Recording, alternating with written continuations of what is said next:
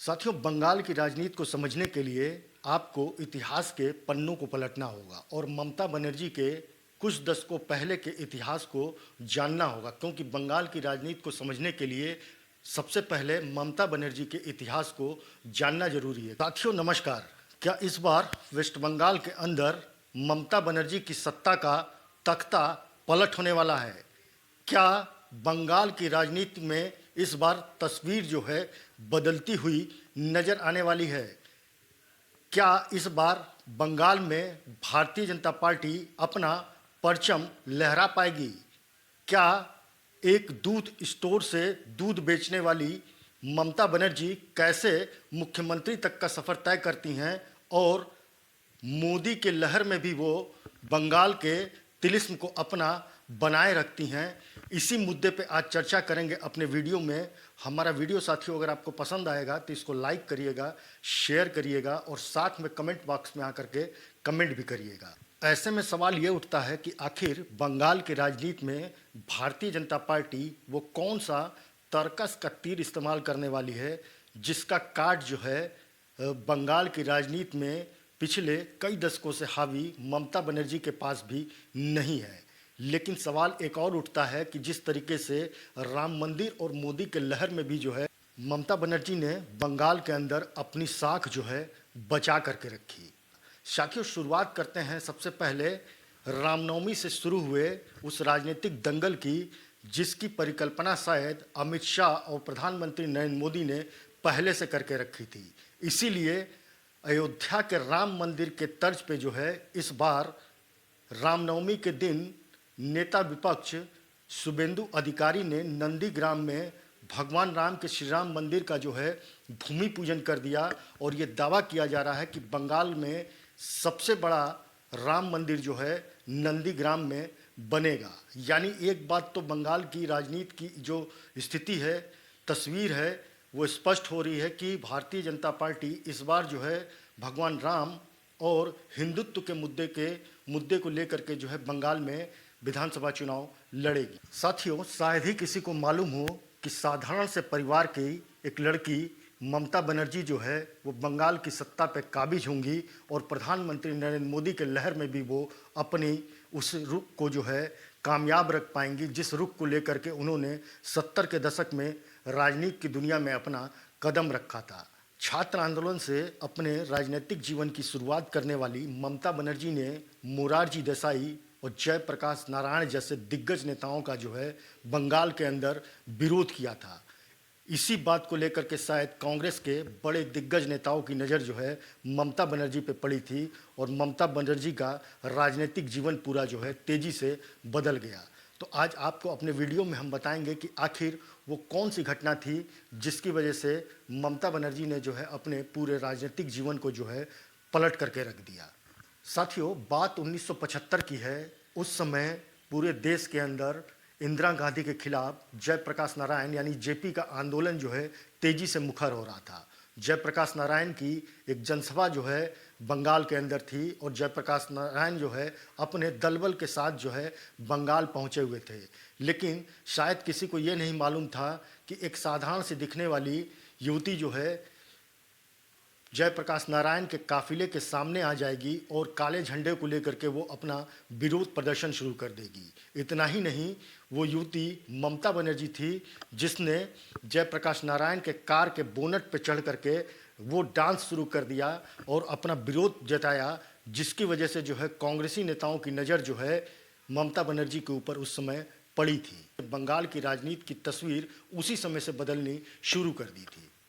साथियों दूसरी घटना बंगाल के राजनीति की वो है जिसमें जो है इमरजेंसी के तुरंत बाद जो है मोरारजी देसाई प्रधानमंत्री वो बंगाल दौरे पे जाते हैं और वहाँ पे शायद किसी को ये नहीं मालूम था कि छात्रों का एक गुट जो है उनका पुरजोर तरीके से विरोध करने वाला है और बंगाल के अंदर ममता बनर्जी धीरे धीरे सक्रिय राजनीति के अंदर प्रवेश कर रही थी।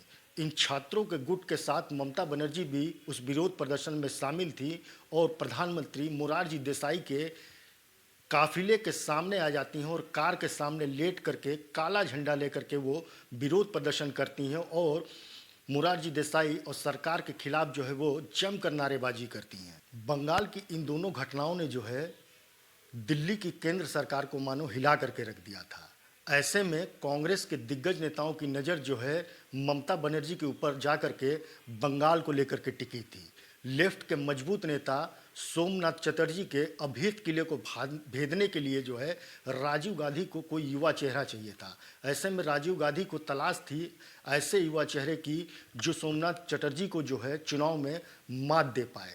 यहीं से कहानी की शुरुआत होती है और प्रणब बनर्जी जो है ममता बनर्जी के नाम को राजीव गांधी के सामने सजेस्ट करते हैं और 1984 में जादवपुर विधानसभा सीट से जो है ममता बनर्जी को जो है सोमनाथ चटर्जी के खिलाफ जो है टिकट दे दिया जाता है। और बताया ये भी जाता है कि ममता बनर्जी इस पूरे कैंपेनिंग के दौरान खुद जो है पोस्टर और पंपलेट जो है बनाया करती थी और खुद जाकर के दीवारों पे वो चिपकाया करती थी।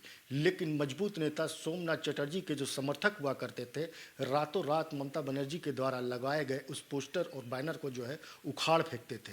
लेकिन अंत में परिणाम ये होता है कि लेफ्ट के दिग्गज नेता को 1984 में ममता बनर्जी ने करारी शिकस्त जो है जादवपुर सीट पे दिया था। 1984 में जीत के बाद ममता बनर्जी का कद वेस्ट बंगाल के अंदर तेजी से बढ़ा और बंगाल की राजनीति में उनका प्रवेश हो चुका था और वो धीरे धीरे बंगाल की राजनीतिक तस्वीर को बदलना शुरू कर दी थी। लेकिन 1989 में ममता बनर्जी की एक बार फिर से जो है हार हो जाती है। बंगाल के अंदर ममता बनर्जी का कद अपना धीरे धीरे तेजी से बढ़ने लगा था कि ममता बनर्जी अब जो है दिल्ली की राजनीति में प्रवेश कर चुकी थी और वो सन 1991 से 2009 तक जो है वो संसद की सदस्य भी रहीं। 1997 के आसपास जो है कांग्रेस कई बार जो है भारतीय जनता पार्टी का विरोध करते हुए वामपंथियों का साथ लेती रही। इस बात से नाखुश ममता बनर्जी ने कांग्रेस से अपना किनारा किया और 1997 में तृणमूल कांग्रेस पार्टी का जो है गठन कर दिया और इसी तृणमूल कांग्रेस पार्टी के नेतृत्व करते हुए आज वो बंगाल की सत्ता पे जो है काबिज है। 2011 में ममता बनर्जी ने वामपंथियों की सरकार को वेस्ट बंगाल से उखाड़ करके फेंक दिया और 2011 के बाद से वो लगातार तीसरी बार बंगाल में मुख्यमंत्री के पद पे काबिज है। ऐसे में भारतीय जनता पार्टी के सामने एक बहुत बड़ी चुनौती है कि इतने सालों से वेस्ट बंगाल की राजनीति में अपनी दखल रखने वाली ममता बनर्जी के अभेद किले को आखिर भारतीय जनता पार्टी कैसे भेद पाएगी। दरअसल भारतीय जनता पार्टी ने अपनी पूरी प्लानिंग जो है आने वाले बंगाल के विधानसभा चुनाव को लेकर के कर ली है, क्योंकि ममता बनर्जी बंगाल के अंदर जिस तरीके से काम कर रही हैं, भारतीय जनता पार्टी का ये दावा है कि बंगाल के अंदर ममता बनर्जी जो है हिंदू विरोधी काम कर रही हैं और हिंदुत्व के एजेंडे को लेकर के भारतीय जनता पार्टी इस बार के विधानसभा चुनाव में ममता बनर्जी के सामने होंगी। इसीलिए शायद रामनवमी के दिन जो है शुभेंदु अधिकारी ने नंदीग्राम में जो है राम मंदिर का जो है भूमि पूजन किया। साथ में रामनवमी के दिन के पूरे बंगाल में जो है तमाम तरीके के जो है आयोजन किए गए और इस आयोजन का विरोध जो है ममता दीदी की सरकार ने पुरजोर तरीके से जो है वेस्ट बंगाल के अंदर किया, जिसका राजनीतिक परिणाम जो है आने वाले विधानसभा चुनाव में जो है देखने को मिलेगा। बंगाल के चुनाव में भले ही अभी देर हो, लेकिन बटोगे तो कटोगे जैसे नारे की गूंज अभी से सुनाई पड़ने लगी है। जिस तरीके से हरियाणा हो, महाराष्ट्र हो, दिल्ली हो या फिर लोकसभा चुनाव 2024 हो, जिसमें बटोगे तो कटोगे, एक है तो सेफ है का नारा जो है तेजी से गूंजा था, जिसका लाभ भी जो है भारतीय जनता पार्टी को मिला था। तो इसी नारे की बदौलत जो है एक बार फिर से भारतीय जनता पार्टी जो है ममता बनर्जी के अभेद किले को जो है बंगाल के अंदर भेदना चाहेगी। भारतीय जनता पार्टी की पूरी राजनीति इस बात को लेकर केंद्रित है बंगाल के अंदर कि सभी हिंदुओं को जो है एक मंच पे लाया जाए, तभी जो है बंगाल में जीत हासिल की जा सकती है। और बंगाल में जीत को हासिल करने का एक सबसे बड़ा मंत्र है कि बटोगे तो कटोगे जैसे नारे को जो है वहाँ बंगाल के अंदर एक बार फिर से जो है हिट कर दिया जाए। भारतीय जनता पार्टी के एजेंडे में पूरी तरीके से बंगाल चुनाव को लेकर के हिंदुत्व का एजेंडा है। साथ में ममता बनर्जी की सरकार के खिलाफ एंटी इनकम्बेंसी की बातें भी जो है इस बार के विधानसभा चुनाव में हो सकता है देखने को मिलेगी। बंगाल के 2021 के विधानसभा चुनाव की बात किया जाए तो मोदी के लहर में भी जो है टीएमसी को 213 सीटें मिली थी, वहीं भारतीय जनता पार्टी को जो है केवल 77 सीटें मिली थी। लेकिन भारतीय जनता पार्टी का वोटिंग परसेंटेज जो है काफ़ी तेज़ी से इन चुनावों में बढ़ा था। उसके बाद 2024 के लोकसभा चुनाव में बात किया जाए टीएमसी को, तो टीएमसी को जो है 42 सीटों में से जो है 29 सीटें मिलती हैं और भारतीय जनता पार्टी को जो है 12 सीटें मिलती हैं। लेकिन कहा यह जा सकता है कि भारतीय जनता पार्टी की एंट्री लोकसभा चुनाव से बंगाल के अंदर हो चुकी है और इसी जमी को तराशने के लिए केंद्र के सभी नेता जो है बंगाल को लेकर के अंदरूनी तौर पे अभी से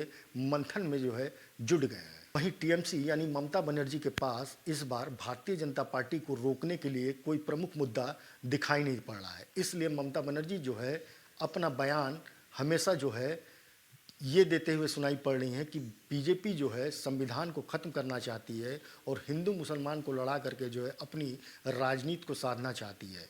लेकिन भारतीय जनता पार्टी तो हिंदुत्व के मुद्दे पे ही चुनाव लड़ रही है, तो ऐसे में भला हिंदू मुसलमान की बात करके ममता बनर्जी क्या अपने इस अवैध किले को बंगाल के अंदर बचा पाएंगी? साथियों, हमारा वीडियो अगर आपको पसंद आया होगा तो इसको लाइक करिएगा, शेयर करिएगा और चैनल को सब्सक्राइब भी करिएगा। नमस्कार।